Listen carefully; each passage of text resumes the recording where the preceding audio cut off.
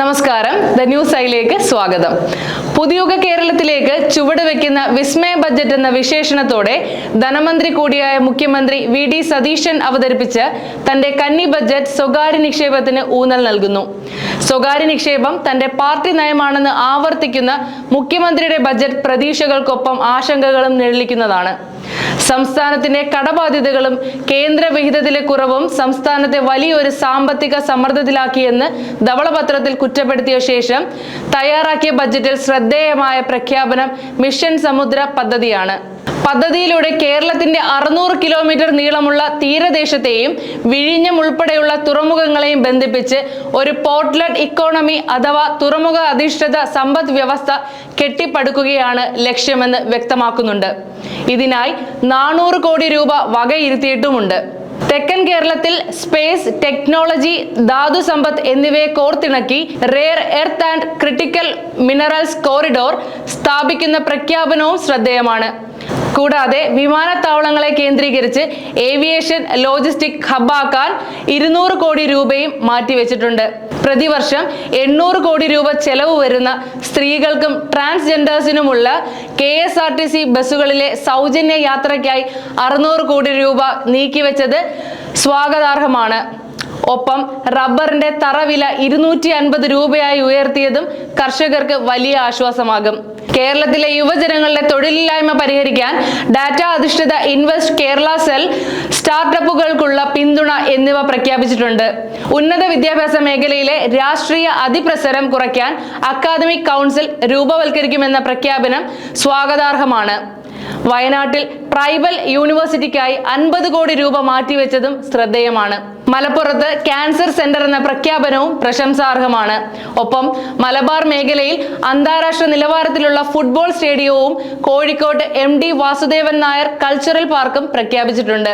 അതേസമയം വി.ഡി. സതീശന്റെ ആദ്യ ബജറ്റ് സാമ്പത്തിക പരിമിതികൾ ചൂണ്ടിക്കാട്ടി പുതിയ വരുമാന സ്രോതസ്സുകൾ കണ്ടെത്താനും അടിസ്ഥാന സൗകര്യ വികസനത്തിന് സ്വകാര്യ നിക്ഷേപം ആകർഷിക്കാനും ശ്രമിക്കുന്നുണ്ട്. എന്നാൽ പ്രഖ്യാപിച്ച വലിയ പദ്ധതികൾക്ക് ആവശ്യമായ വൻതോതിലുള്ള വിഭവ സമാഹരണം പ്രായോഗിക തലത്തിൽ എങ്ങനെ നടപ്പാക്കുമെന്നതിന് പ്രത്യേക മാർഗങ്ങളൊന്നും ബജറ്റ് ചൂണ്ടിക്കാട്ടുന്നില്ല.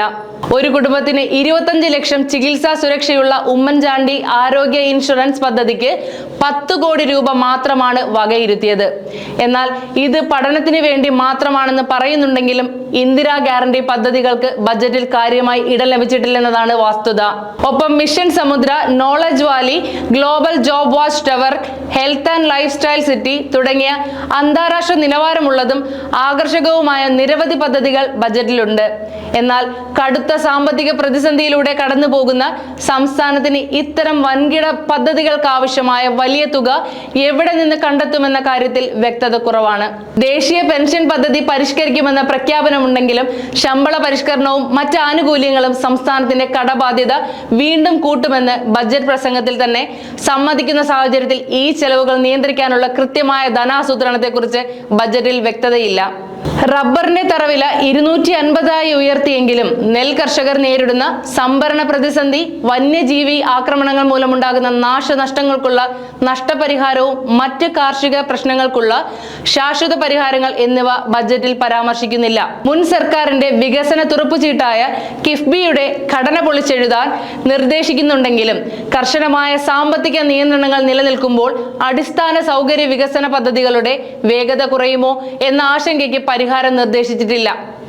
ഒപ്പം സ്വകാര്യ നിക്ഷേപത്തിന് ഊന്നൽ നൽകുമ്പോൾ സമുദ്ര മിഷനും ഭൂപരിഷ്കരണ ഭേദഗതിയും സൃഷ്ടിക്കുന്ന സ്വകാര്യവൽക്കരണ ആശങ്കയെക്കുറിച്ച് മൗനം പാലിക്കുകയാണ്.